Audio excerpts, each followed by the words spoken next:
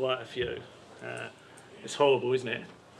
The times I've been there, like, I am on the right server, I am on the right database, it's the right time of day, the planets have aligned, and I'm the one, I'm going to do it now. And then suddenly something goes pop. If you're lucky, it goes pop first off. The first thing it does is break. And you don't have to back up too much then, nothing's actually happened. If you're unlucky, it can go on a couple of minutes, making a few steps, making a few changes here or there, and then it will go pop. Now you've got a really big conundrum. What do we actually do? Do we want to try and fix forward, or do we want to try roll back? Obviously it's 3 AM in the morning, the developer who wrote the code in the first place, he's safely tucked up in bed. No one appreciates a call then, but you do have to give him a call. What do I do with this? He tries to help you out as best as he can. Generally not very helpfully. So, what is the big deal about database deployments? Well, databases are stateful things. They're stateful systems.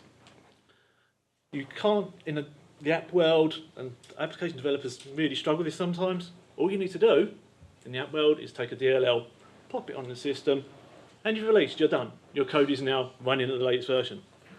In the database world, if you want to add a non-null column and make a really complex change like that, it's very simple to say that, but if it's a non-nullable column, you've got a billion rows, this table is in replication, it's going to take a long time before you can actually make that change. Many different ways you can actually make that change. Everything we do is one way. There's no undo, we can't go backwards. Once we've committed that transaction, it's done and dusted and we're off. Restoring, not really an option either. We're all 24/7 systems generally. We could restore if we had taken a backup, but that would obviously mean that we'd be losing the intermediate data in between the times. So that's not really an option. So with these problems, you sometimes think, well, we'll just do something clever with the database design so that we don't actually have to do these deployments. We'll do a flexible schema. Leads you down the road of doing an EAV, Entity Attribute Value System. Anyone seen a table like this before? They're horrible, aren't they? Yeah. For all sorts of reasons, they're horrible, horrible, horrible things. Not least because sometimes they can actually work. I'm going to defend an EAV here, but sometimes they can actually work. If we want to know everything there is to know about our car, then it can work quite well. Yeah, we just select all the values we know about the car, bash them straight through. Similar to the customer. Easy enough to give you 100% of those values. And if you're taking a feed from another system, which you're not in control of, sometimes it can make sense that you have this sort of flexible attribute system going on. The real problem comes if we want to know what vehicles are in our database that have a top speed of greater than 100 miles an hour.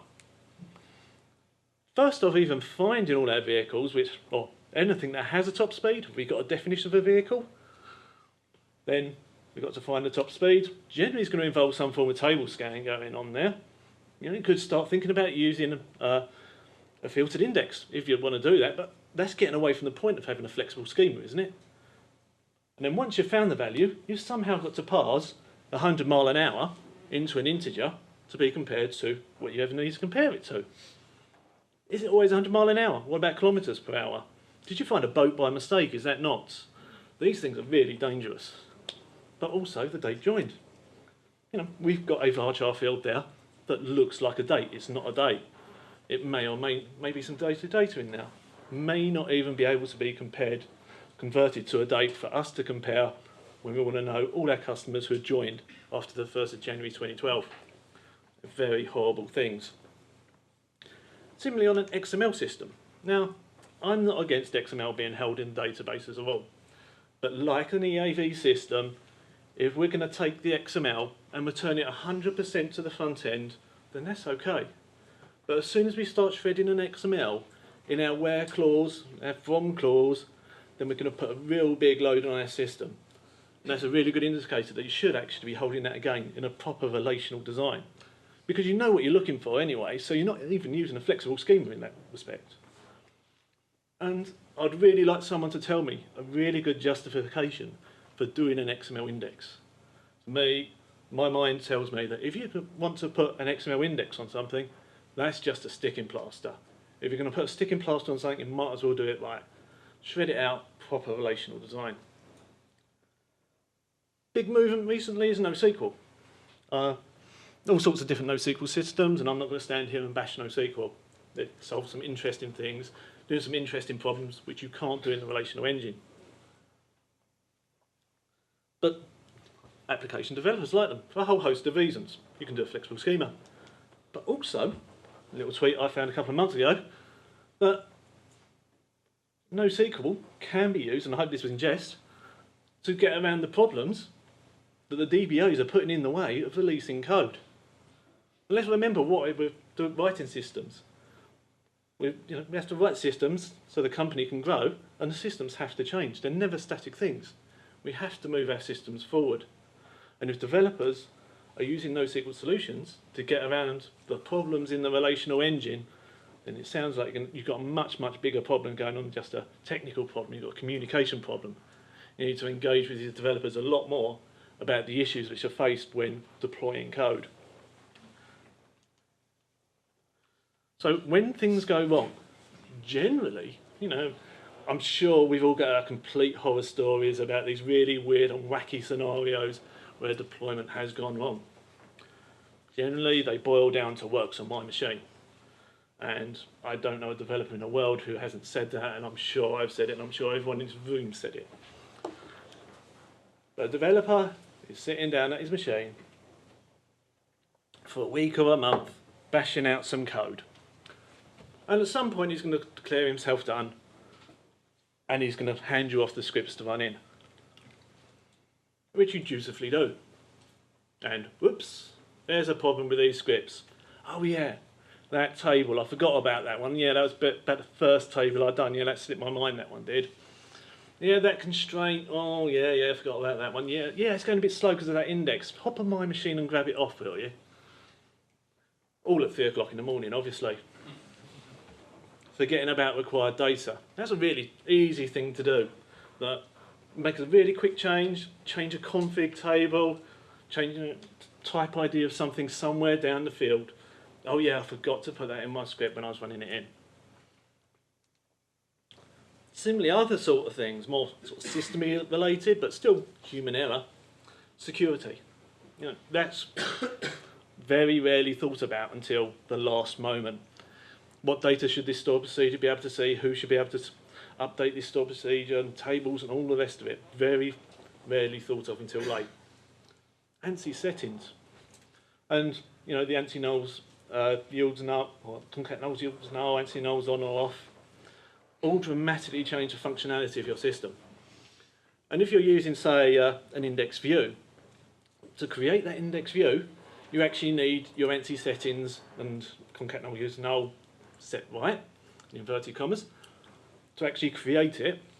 But then once you've created it, and say you've done it on table A and table B, any system that wants to make a change to table A or table B has to have their settings set right as well. Otherwise they're going to be erroring out. So if you create an index view on something and suddenly something goes pop, which you wasn't expecting, that's probably because that system has got its settings set wrong. Very hard to test for that. Date format, don't know how many times we have to go through this one, but people still do it. Dates in as day, day, month, month, year, year, month, month, day, day, year, year. If you've got an American branch, or the only way to do it is really century, century, year, year, month, month, day, day. Collation. Now, us native English speakers, I think I speak for a lot of people I know, we just don't get accents. We don't understand what they're there for. It's almost as if they're a little bit of decoration. And we can quite happily compare an A with an accent to an A without. But to our European, more cultured friends, they actually mean something. And if we're comparing an A with an accent and we're saying, yep, that's a match, we may as well be comparing A's with B's. They're just completely different things. Performance. Most of us can probably take an execution plan and take an educated guess about how it's going to work on a live system with a million rows. But we haven't tested for that. Concurrency is a different thing though. how do we know that this new piece of code is going to play well with all the other little bits of code out there? Is it going to lock a lot, cause a lot more blocks? Is it going to cause a lot of deadlocks as well? Very hard to test for that. But the most heinous of all, code reviews done late. When you have to, who does DBAs? You do code reviews, yeah? When do you see those? About the 11th hour, about 5 minutes before it's about to go live, generally. And I'm not sure what sort of response you're expected to give from that when you say, actually, that's just wrong. I'm not sure where to start on that, but that is just wrong. If you'd have come to me earlier, right at the inception stage, we could have done something right, but I'm not sure what you actually want me to say and do about this right now. Obviously, the business wins, as it always does. It goes live, and then in a month or two's time, you can quite happily sit back and say, I told you so when it all goes wrong. But never really helps the situation. So how do we solve these issues? There's a lot of pain involved here. A lot of painful scenarios in a lot of different ways. We need to take that pain as early as we possibly can, all the way back to design stage. So what we will need is a structure to work within, a lot of discipline, and that goes for everyone. The developers, DBAs, management, you all have to work inside a structured framework. And I'm sorry to say, sometimes production DBAs can be the worst. That, oh, I've just left that little object on live and I won't bother putting it back in source control. But you'll also need business buy-in. If it's just yourself who's fed up with running scripts in and having them go pop, you're not going to get much traction in getting that fixed. You have to make the business see that it's a problem. To actually put some funding in to create you a framework to work within. So, all starts with one version of the truth. Get it into source control. Everyone working in source control now? Got their schemas inside source control? Yeah, mostly not, a few not. Certainly not production. Don't keep production as your version of the truth. Similarly, testing. Not going to expand too much, but you need a lot of testing. Not just quantity, but quality. Quantity of tests, quantity of poor tests doesn't do anything. Some good quality testing.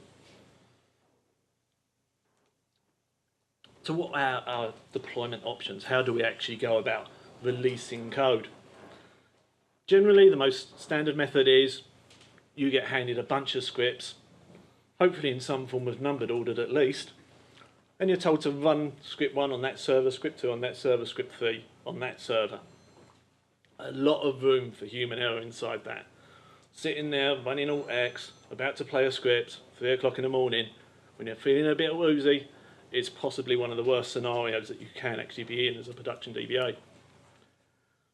So it's fairly easy to create something scripted from that, working from a batch file, which actually just goes off and automatically, and in sequence, will just apply it to machine, machine, machine. Very easily done. You should all be doing that at the very least. Or you can take it to the next step, a completely automated deployment, which is working with a lot of the continuous integration principles. There's been some really good sessions today, and I think there's another one straight after this on continuous integration and how we go about doing that. So when we're talking about scripts and what our scripts contain, a word pops up, idempotency. Everyone familiar with idempotency? It's a great word, people are really impressed when you say it. It just basically means an operation that will produce the same results if executed once or multiple times. Which basically means is you end up with a little script like this. So if the column doesn't exist in my table, add it. And that's fine, fair enough. You can run that as many times as you like. You're going to end up with the same result. Problem is, a little code review of myself here, it's not an integer, it's a tiny int. How many titles have we got? Certainly not 32 billion or whatever the integer goes up to. And the name would imply it's a foreign key. Yeah, it foreign keys out to another table. So you say to the developer, very last minute, 5 minutes before release. And he comes back with a script which looks something like this, which is now, okay, so the column does exist. We're going to correct the data type, and add on our foreign key. And he tests it on his machine, the tester tests it on his machine, and it all just works. Problem obviously is if it doesn't exist in the first place, it's still going to add it wrong. We're not testing for that scenario. We're not taking ourselves back all the way to the beginning to test the script without that code being in place, that column being in place. Updates. How would you even go about making an update like that idempotent? How can you do it? You simply can't. You could say, well, let's test special offer ID 1 to see if it's at this value. Well, who's not to say some clerk hasn't gone in there and said, oh yeah, I do need to update that ID since you've written that code. You simply can't do an idempotent update. That's not to say you don't want to replay the scripts, because you do. You need to replay them over and over and over and over and over again until you're bored of playing them, because boredom's good from a production DBA's point of view. It means nothing interesting has happened. Interesting things generally mean something bad. Crucially, to make things idempotent, make the whole system idempotent, you need to run them from the same starting point, the same schemas with the same data at the same point. And to my mind, that should be effectively a minimally populated schema. So this is just a run through of the system that I've been working on for the past 6 months or so for a client who is having some of the sort of issues we've been talking about. And bear in mind that this is not just a database issue. This is actually taking into account the whole system, the whole shooting caboodle, all the applications, all the web services, all the little apps involved internally, pretty much everything we are trying to get down to a one button, click and deploy it and go. But we're obviously just going to be talking about the database, so just keep that in the back of your mind. So when we sat down and started thinking about the issues we have and looking at the tooling set, the things we can buy off the shelf of what they're going to do for us, the things that concerned us was data movement, effectively replication. I don't know if you've ever looked at a schema with replication on it. Does anyone use replication here? Yeah, quite a few, yeah, good. It creates some objects on the target schema and the source schema if you're using merge replication. Multi-server sequencing. Again, a lot of the off-the-shelf solutions will work really great if you have one database on one server. We don't have that. We've got many databases on many servers. BI processes. So bringing in integration services and reporting services and analysis services on the roadmap too. Bringing all of that into our one click and deploy. Because if you're going to do some integration services task, you generally need some more stored procedures or something like that to back it up. It's an entire solution, not just a database schema release. We wanted to minimise downtime. We're a 24/7 operation. We'll be selling every minute of every day. If the website goes down for 10 minutes, then we're obviously not selling. We'd much rather make the release of code slower, that we're slowing down the customer experience a bit, but we're not actually stopping the website. And if we do have to stop the website, then we're going to stop the website for the shortest amount of time possible. We needed that choice. And a lot of the on-the-shelf packages will change a column, just in the same standard way. And we wanted to reduce manual tasks. We needed a one-click button go. Cut down our human error there. So we started off creating some base data. And that's effectively our database schemas from source control. And we populate those up to a reasonable level. So, 1,000 clients, 10,000 products, a few thousand orders. All the standing data though, which is required to actually run your tests. Hopefully, you've all got a good series of automated tests.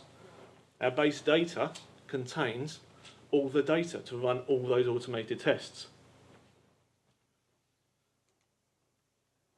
So what that means is, when developer teams come to us and say, we need a new environment, please spin one up for us, really easy.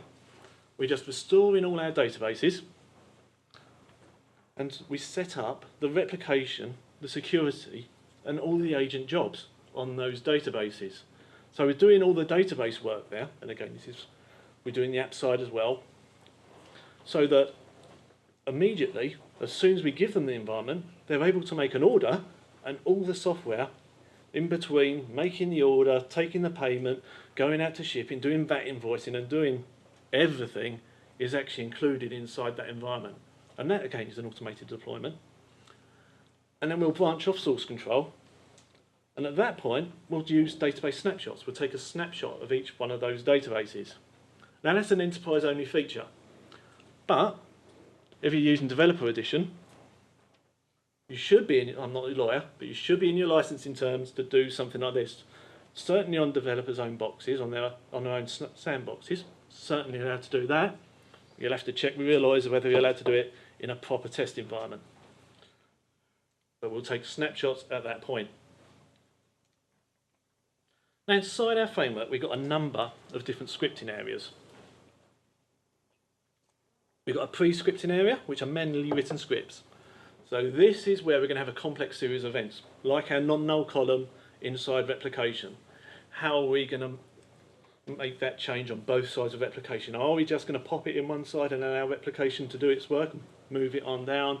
Do we have to stop replication, change a billion rows on that side, change a billion rows on that side, or whatever? It's a manual job to do that. Then we're going to do the automated scripting. So using SQL compare to compare our source control to the schemas as they are and allowing that to build them up. Post scripting, which is where if we've created a new table inside those automated jobs, we need it populated up with some data. So we're going to be populating the data there. And finally, test data. We've got QA people on each individual developer team. That's where they're going to put in their data for those tests which they are creating to test that software their developers are creating.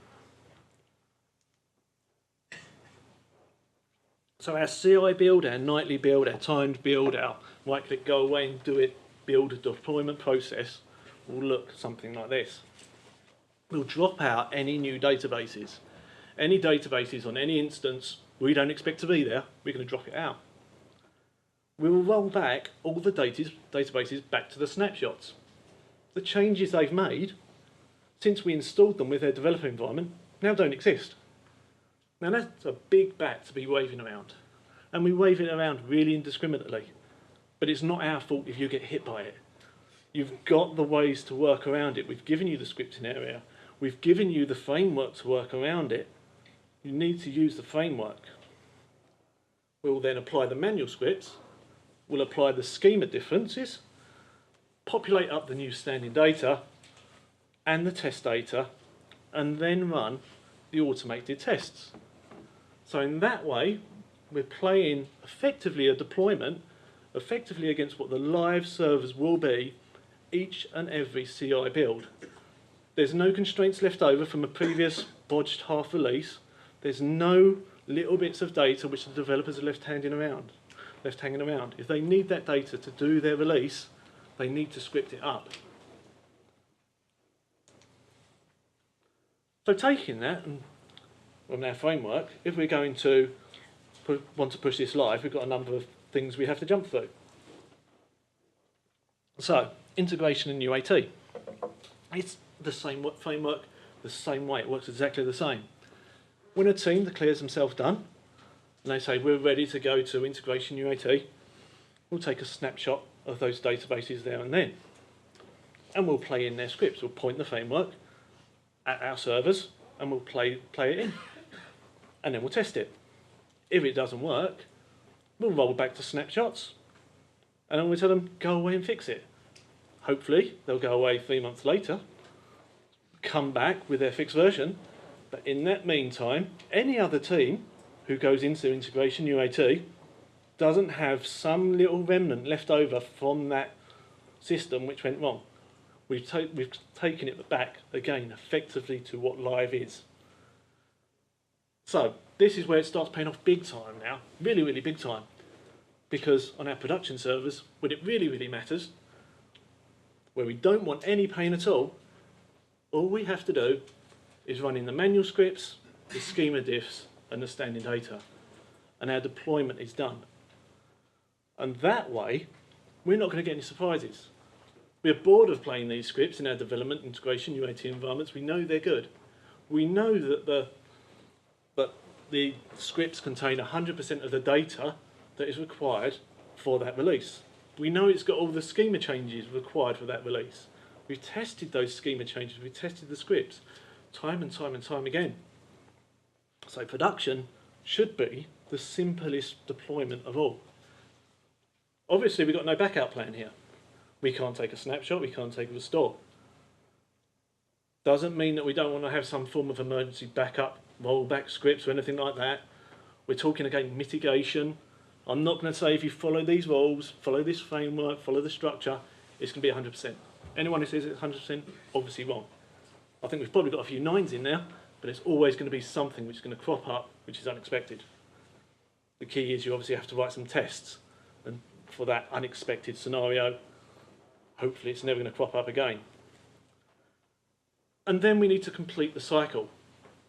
We need to take all those deployment scripts, and again, point the framework back to our base databases, so that the next time a team is ready to start a new developer environment, they've got all that goodness. They've got effectively the live databases, a good copy of the live databases with the live schemas, and all the test data. And then they can take it on, develop that, and run all the tests. Our pros in all of that, very, very repeatable. It's a one button do it. Very consistent. It does each step in turn, continually each time. We get a nice lot of testing in there. Yeah, it's quality over quantity. That goes without saying. Entirely automated. There's no human error in here. There's no human saying, do I run that script on that server or that script on that server? That's all been taken out of the equation. And we obviously get some nice versioning as well. We know that our enterprise is at version 1.2, and to move it to 1.3 we did this. Caveats in all of that. Test data's lost. Well, tough. We've accounted for that.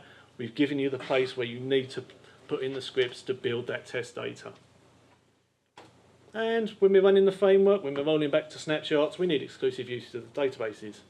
So, just a little bit of marshalling we have to do. But source control is the truth. It's the guiding light of truth. It is the truth. It's 100% the truth. Nothing can differ from that, except where it's not. Now, so who's actually taken SQL Compare and compared a source control schema against their live schemas? Yeah, done something similar to that. You get a lot of different errors coming, not even errors. You get a lot of problems coming out of that. You see a lot of changes which aren't actually even there. So things like unnamed constraints are not actually unnamed. Primary keys are called PK underscore underscore table name underscore junk. And that junk will be different on system to system. It's not a functional change, it's just a name change. Schema compares really can't handle that at all. Replication will create a lot of objects for it to do its work. Store procedures, constraints, it sets up security for itself to use, triggers. I've seen a number of apps generate some store procedures for their own uses. Very much like replication. We don't want most of this stuff inside source control. Third-party apps. Yeah. If you look at schema SQL Compare, it will cope with the T-SQL-T and style cop schemas which will get dropped in. But what about those other ones? Those other third-party apps with other schemas. Maybe they haven't even put it in a schema. Maybe it all lives in DBO. You don't want things like that inside your source control. So, when I started looking at these scripts and the output which comes out of them, naturally I thought about how do we clean this up. And in various scenarios before, I've wanted to actually parse SQL to build in some meaning to it. So I'd just like to step you through one of the step we go through to actually clean up these scripts of all these little changes we don't actually want or need. So, here's our problem. We've got replication set up between back office and web content databases. We've got products in transactional replication going from back office to web content. and customer tables in merge replication between the two. And our developer here, he's responsible for developing the web content on his own web content dev database. So if we look at the live servers, we'll see these store procedures which are generated by replication to do its inserts, updates, deletes. Fairly standard stuff there, but we still don't want them inside source control. Merge replication will create these constraints and these triggers too. Now if we look at this constraint here, the REPL identity range one, then even if we were able to consume these changes inside source control, we could name the constraints so that their names, the same on each side and it's not seen as a change, and that's all good stuff and we should still carry on doing that. But this constraint, if we were to consume it inside source control, it would obviously be brought in protecting the range of 2001 to 3000, 3001 to 4001. Now, our live server will obviously have moved on a lot since that constraint was made. It'll be at 25,000 or something. And if we were to do a schema compare, one to the other, it would see that as a change, and it would want to change us back to that ID range. Next new customer won't be able to create a record because that range will be out of the range. Yeah, I'm fairly on board with that. So, as I say, I thought about cleaning these scripts up and looking at the scripts and trying to build in some meaning to what the scripts are actually doing. And I thought about writing parsers before. I actually have written a few parsers before using Lex and Yak. Anyone written a parser? Yeah, a few hands. They're great fun to do. They're really hard work, but they're great fun. If you haven't done one, I'd actually recommend you do that because it's a really good sort of computer science exercise to see how that all works. But SQL is a big language. There's a lot of things going on about it. And we needed something bulletproof as well, and I haven't got the time or the effort to actually go through and create that parser myself. But as part of the SQL 2012 feature pack, one of its features is the 2012 Transact SQL language service. And that describes itself as a component for parsing and syntax checking of T-SQL, which is spot on exactly what we need. We don't even have to write our own parser here. So let's just have a look at parsing a script. Are we also using PowerShell at the moment? Kind of familiar with PowerShell?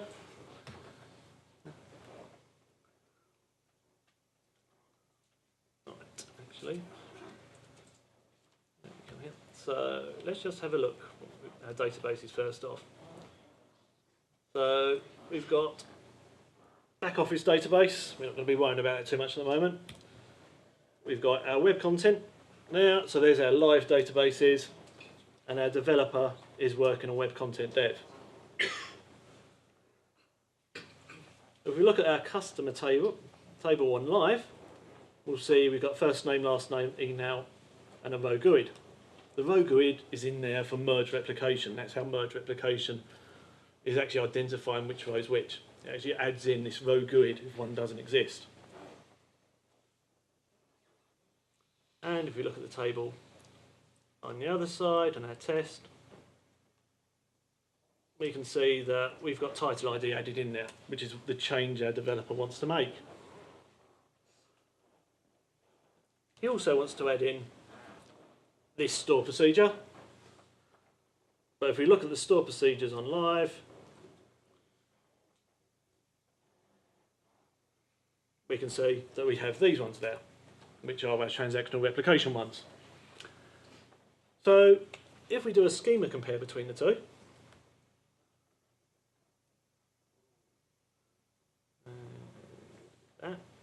so comparing the source controlled web content dev to our web content database, see a number of changes. So let's have a look at this. Customer database is obviously telling us that this row GUID column is going to be dropped off. Our title ID will be added. Good change. customer ID here. Wants to make a change to that, and it wants to drop off our not for replication. And what about these triggers here? Yeah, so these are the merge replication triggers. So nice little code would be dropping off there. And finally,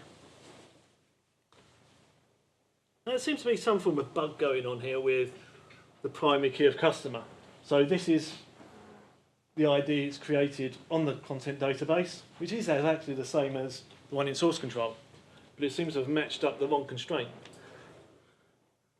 So it's actually matched up the key to this check constraint. And as I was saying earlier, that the check constraint range on our live databases, we're looking at a completely different range of customer IDs. We look at product. We haven't even made a change to, a conscious change to product anyway. But we've got this change of primary key name, and we can be dropping off the not for replication. Now, the not for replication and triggers can be dealt with by SQL compare. Oh, on that one.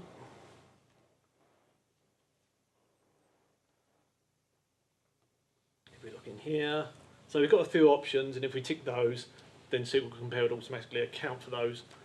But I'm just going to leave those off for a second.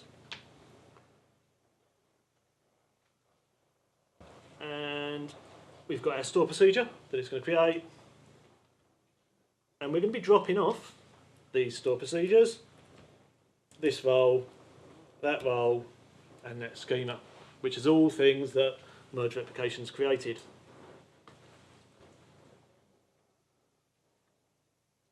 So what I'm going to do, if I just run this little batch file, which is going to run SQL compare again and just create me an output script, we can actually see the T-SQL it's going to generate to do that work for us. And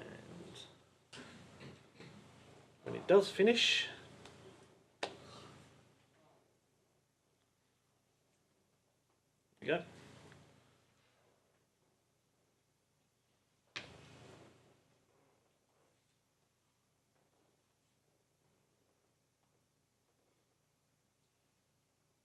Okay. So obviously we're going to be dropping a constraint, dropping that constraint, and that, and that.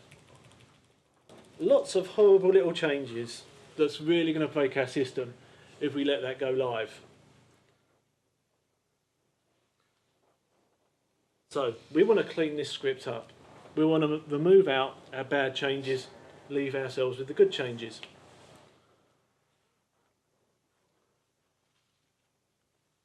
So, inside PowerShell, I'm just going to load in the SQL parser component. I'm going to set some options, and in this case I'm just setting a batch separator to go, but if you need backwards compatibility with the parser, then this is where you're going to set it. But we're not going to be using too much of the language here, we're just going to be cutting up on batches. That's all at the moment, all I'm interested in is cutting up each individual batch. So on here I'm just declaring, in this line I'm just declaring the parser itself. And here's the SQL I'm going to want to parse up for demo purposes anyway. So I want to build in some meaning into what this little script is going to do. And I'm just going to associate here using set source, say to the parser, that's the SQL I want parsed up, please. Now, if I run myself around to this point here, this getNext function is the handiest function in the whole of the parsing thing. And what that's going to do is return me the next word inside that SQL that it's going to parse. It's going to return me the starting and ending characters of that word it's parsed. and a numerical token of what that word means. Gives me some form of meaning to that. Kind of makes sense? And I meant to step over that, not run it. So when I step over the first, I'll get a starting position of 0. Getting really close now. An ending position of 5. And my token number is 286. Now I can use the substring of my SQL statement here, and I can pull out the word it has now parsed. And in this case, it was select. And if I carry on stepping over to this line, I'm going to use this parser tokens enum to give some more meaning to what this number actually is. So if I step over that line of code, it will take my 286 here, and it will actually tell me that that is a token select. It's actually telling me that word is the word select. But not just the word select, it's actually saying this is a select for, it's an actual select statement. It doesn't happen to be a word that just says select, but it is a select statement itself.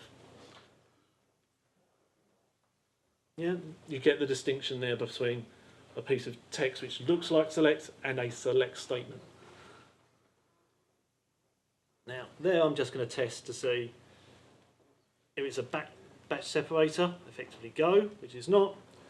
And I'm just going to write out what the token was and the string we had. And we're on to our next word.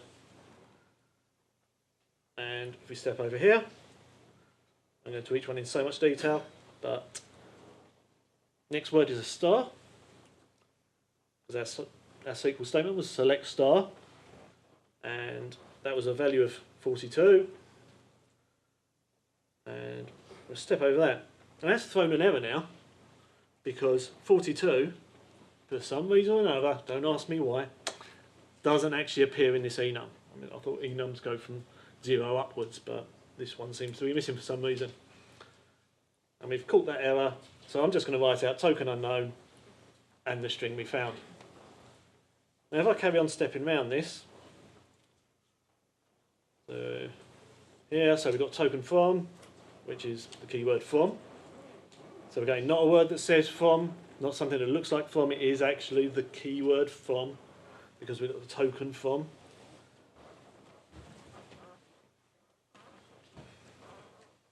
Okay. Now token ID, so DBO. This will fail, because we don't have a token enum for the period, for the dot. So stars, dots, open brackets, open square brackets, things like that, they don't translate well in the enum, so you need to catch these errors.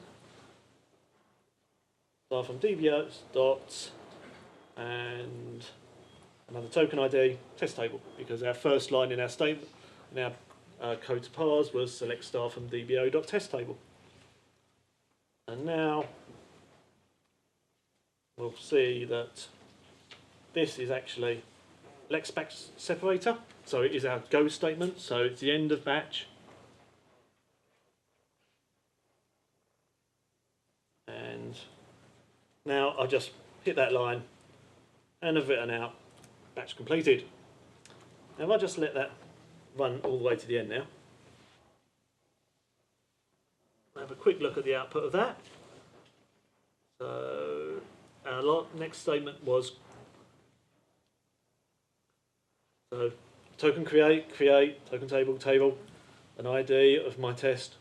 We've got a little bit of white space coming here.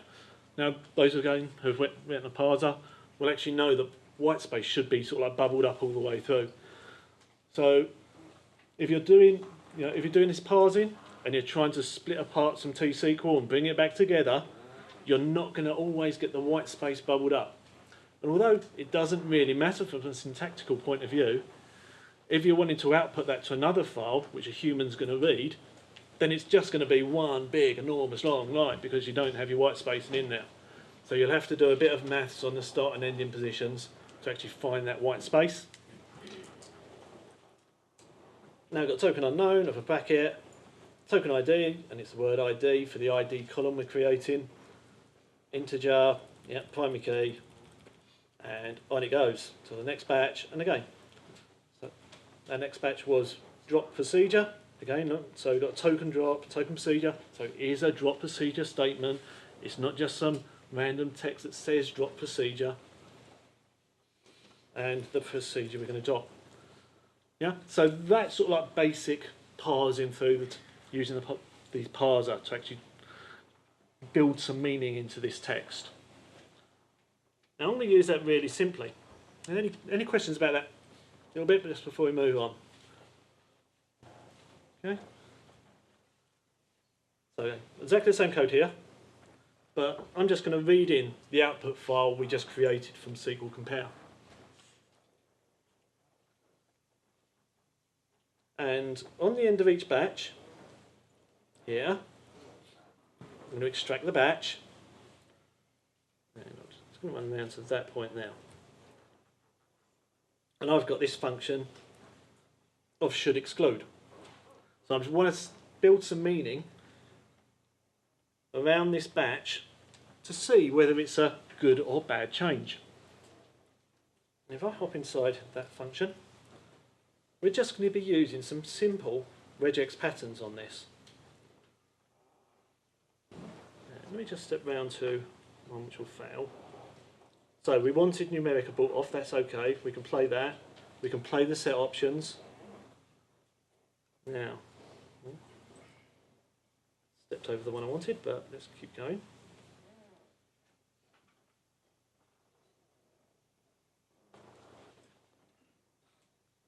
Right, so this statement here now in our SQL script.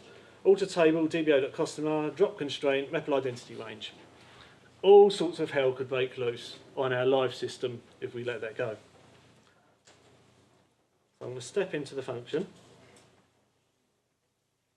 And with our regex patterns, here, as you can see, we're effectively going to match it against that one, which is some white space, alter table, some words in open square brackets. I mean, anyone used regex matching before? They're not terribly hard once you get used to it. But basically what I'm saying is, does the text we're passing in look something like this? And if it does, yeah, so just is match, and then that loop now, put a breakpoint on that. So this constraint, this string here, the drop constraint, did actually match against that regex pattern. You can see that. So we've explicitly put on there, that comes up a lot bigger than my screen, obviously, drop constraint, REPL identity range. So we're being quite exacting of the patterns we're matching. And if I just let that go all the way around to completion now, as you can see, I'm just printing out the things we should exclude. From our really big SQL Compare output script, we're left with add title ID and create our store procedure.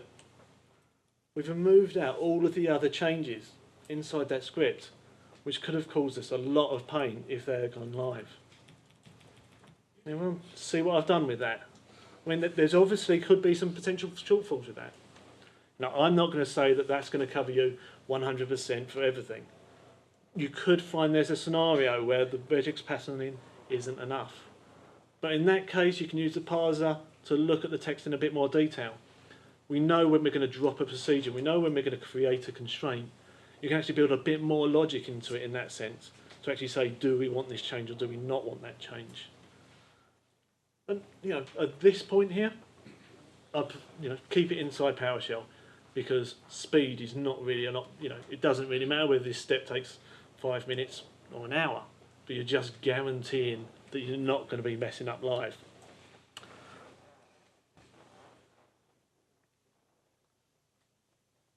Okay, Any questions about that? Because that's, you know, quite a lot of code, and if you haven't done that sort of thing, it's quite a lot to take in. Yeah. If you turned on the options in source control so that you excluded the merge replication stuff, would most of that be? Yeah, so the only options in the source control, so excluded from source control themselves. Yeah. Yeah, so there's still from SQL SQL compare. Yeah. So the only things that will actually exclude is the not for replication on the columns and those merge triggers. Right. The SQL compare product itself doesn't cope for anything else. And we're not necessarily talking replication either. We're talking about other third-party apps and everything else. Okay, so just a quick recap of what we've been talking about. Structure and discipline. That's what you're going to need. You're not going to get very far at all unless you've got that. Idempotency scripts, I've hoped to give you some thoughts of thought about how they can be a bit of a fallacy. The automated framework, I think, is required. I don't think we can keep building these big, monstrous systems across monstrous servers, doing loads of work for multi-million-pound companies, and not invest in some form of technology to help us along this path. So, a fully automated deployment, entirely possible. But I think, again, we just underlined that testing is king. Without quality tests at quality time, doing quality written by quality testers, doing the right tests at the right time, we're not going to get very far at all. We need that testing to rely on in our framework to see whether the changes are good or bad. So, any questions leading on from that?